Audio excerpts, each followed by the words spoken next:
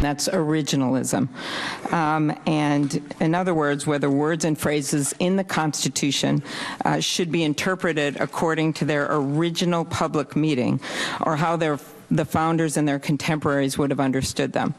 Regardless of whether you characterize yourself as an originalist, you've applied originalism in several decisions, including last year in Cordova v. City of Albuquerque, where in a separate concurring opinion you described the Constitution as a, quote, carefully crafted text judges are charged with applying according to its original public meaning, which are the buzzwords for originalism.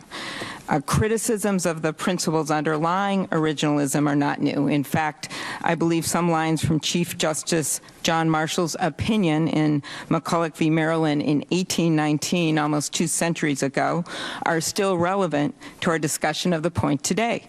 He wrote that the founders must have intended our Constitution to endure for ages to come, and consequently to be adapted to the various crises of human affairs. He continued, to have prescribed the means by which government should in all future time execute its powers would have been to change entirely the character of the instrument and give it the properties of a legal code. It would have been an unwise attempt to provide by immutable rules for exigencies which, if foreseen at all, must have been seen dimly and which can be best provided for as they occur. He added, if we apply this principle of construction to any of the powers of the government, we shall find it so pernicious in its operation that we shall be compelled to discard it. Do you agree with the point that Justice Marshall made in McCulloch? Well, Senator,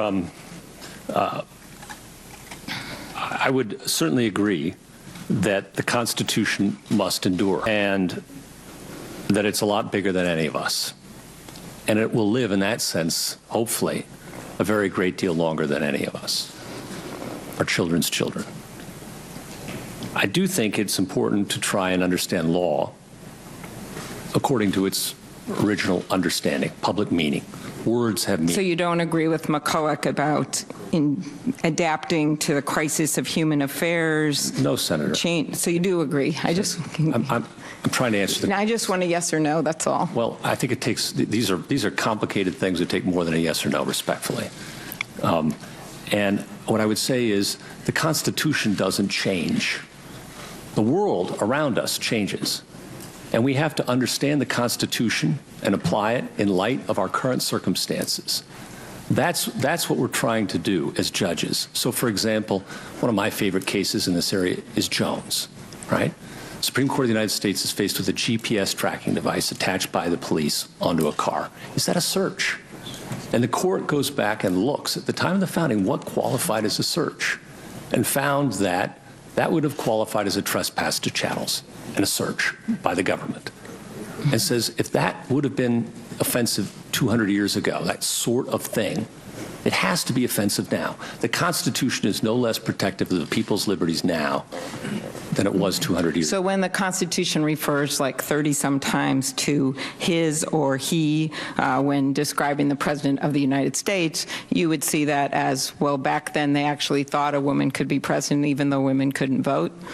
Senator, I'm not looking to take us back to quill pens and horses and buggies. But just if you could answer that question, it's pretty important to me. I'm trying to. Okay. Of course women can be president of the United States. Okay. I'm the father of 2 daughters. Great. And I hope one of them turns out to be president of the United States. Okay, that's wonderful. How about like the Air Force? I agree with you. That's good. So in that case, you say, well, we can't take it at its literal words. So then the Constitution also says Congress has authority to oversee the land and naval forces, but there's no mention of the Air Force. And I assume you believe that would also include the Air Force because if they knew an Air Force existed, they would have included the Air Force back then. Senator, I think the generals of the Air Force can rest easy. Okay, great. Let me give you how about Virginia? Let's keep going here because I'm almost out of time here. In United States v. v. Virginia, the court held that the Virginia Military Institute violated the Equal Protection Clause of the 14th Amendment by excluding all women from VMI's military training. In his dissent, Justice Scalia stuck to his signature originalism and criticized the majority, saying the decision is not the interpretation of a constitution, but the creation of one. Is the interpretation of the Equal Protection Clause in U.S. v. Virginia consistent with the original public meeting? And the majority in that case argued that it was. Okay. And the majority said that the words equal protection of the laws, whatever the secret harbored intentions of the writers, had an original public meaning that's quite radical and significant. And that was what the majority of the Supreme Court of the United States held.